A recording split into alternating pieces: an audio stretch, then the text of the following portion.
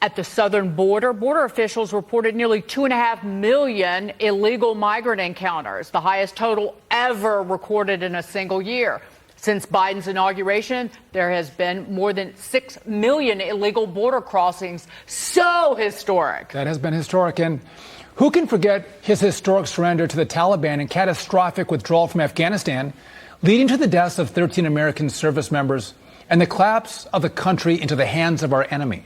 So sure, it's been historic, a historic failure of epic proportions. No doubt. Here with reaction, Georgia Congresswoman Marjorie Taylor Greene. Congresswoman, good to see you. Thanks for joining us on The Bottom Line.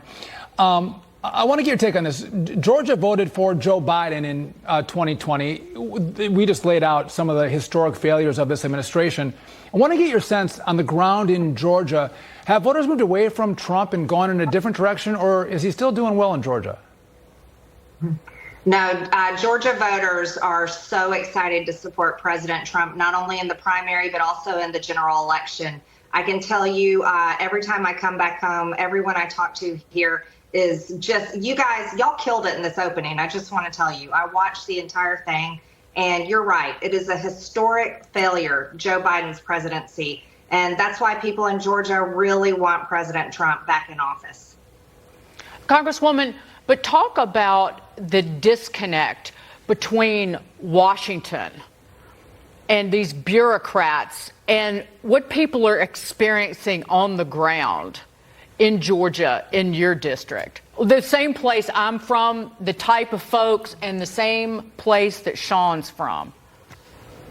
Yes, thank you so much for asking that. And it's been a great frustration of mine. And I've been talking about it openly in Washington, saying it to the press, saying it to my colleagues. Washington is tone deaf. Washington is disconnected and not working for the American people. And people are so frustrated and disgusted, they've become hopeless. They can barely pay their bills. They're sick and tired of the open border national security crisis. They are absolutely disgusted with the Green New Deal and the electric vehicle program that the Democrats want for us in the future. And they are sick and tired of Washington, D.C. supporting everyone else's borders, defending their borders and their foreign wars, while Americans are dying every single day here at home because of our border crisis. And they're tired of the corruption. They're tired of politicians that are making money, doing everything wrong and illegal while Americans are going broke. My voters here in Georgia hate Washington, D.C., and they're actually angry at Republicans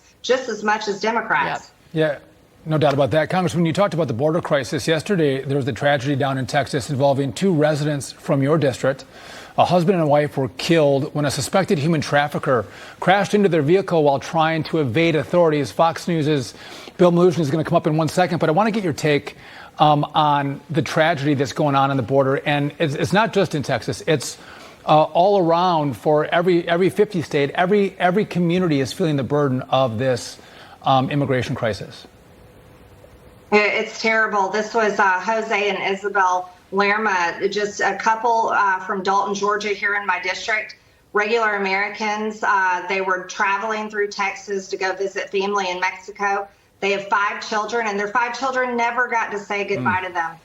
These are Americans that should have been able to travel safely, but the federal government has failed them. The Biden administration has failed them. I serve on the Homeland Committee, and honestly, I am sick and tired of committee hearings where I hear these stories over and over again. I'm tired of the strongly worded letters. I'm tired of the plans. And I really wanted someone to be held accountable. And that's why today I introduced privileged resolution of articles of impeachment against Alejandro Mayorkas, because he is absolutely, not only has he failed, but he has willfully opened up our border and broken our laws while he is serving as the Secretary of Homeland. And Americans can't wait anymore. I was so devastated when I found out about them being killed in Texas. I called Tony Gonzalez because that's his district. And Congressman Gonzalez is beyond frustrated. These are stories he sees day in and day out. And so while I have been working hard on the fentanyl deaths and overdoses that I commonly deal with in my district, I couldn't believe it that 2 ordinary Americans died. Literally, well, actually, we can say they were murdered by someone that was smuggling, human trafficking, illegal aliens into our country. And so enough is enough, and it's time to hold someone accountable. And I have strong expectations for my colleagues. It's time to vote the right way. We don't need to do revenge votes anymore. It's not about whose name is on the resolution or the bill or the amendment. We need to do the right thing for the American people. It's time to impeach Secretary Mayorkas. And at every turn, Congresswoman, the Department of Homeland Security, there was a statement that Flack from DHS put out about the Republicans in the House, how they've, quote, wasted months trying to score points with baseless attacks, and how Mayorkas has been doing his job and working to keep Americans safe. And I would go on. But that is spitting in the face of every American who believes in the rule of law, and spitting on the graves of every dead American, whether if they died from fentanyl poisonings or in an automobile accident that was avoidable, and spitting in the face of every grieving family member. It's an atrocity. It is. It is an atrocity. And they're not only are they lying to America and making excuses, but they're lying to themselves. We have over 1.8 million gotaways in this country. That could be thousands of terrorists. They've already arrested 73,000 special interest aliens. Those are aliens with known ties to terrorism or from countries that harbor terrorists. Now, just imagine, out of the 1.8 million gotaways, how many terrorists are in that group? How many cartel members? How many murderers, rapists? We don't know who any of these people are. So if they want to release statements making excuses like that, like you said, they're spitting on the graves and they're spitting in American faces. And Americans aren't going to believe that lie. They are living through this outrage while hotels are overflowing and the streets are overflowing with illegal aliens, and American taxpayers are being forced to pay for it. While we fly across the country and our airplanes are filled with illegal aliens, while our buses are consumed with busing and trafficking illegal aliens all over America to all 50 states. So they can lie all they want to, but the American people know the truth, and they are sick and tired of the Biden administration's open border policies that serve migrants and serve Americans last. That's right. Open up our borders and then lie to us that the border is secure. It is outrageous, and good for you for introducing that resolution. But Congresswoman, before you go, we have to ask you about this. Earlier this week, the House passed your amendment to cut Transportation Secretary Pete Buttigieg's salary down to just $1. So it's going to go to the Senate. Is the Senate going to join you and have some common sense to cut Mayor Pete's salary to $1?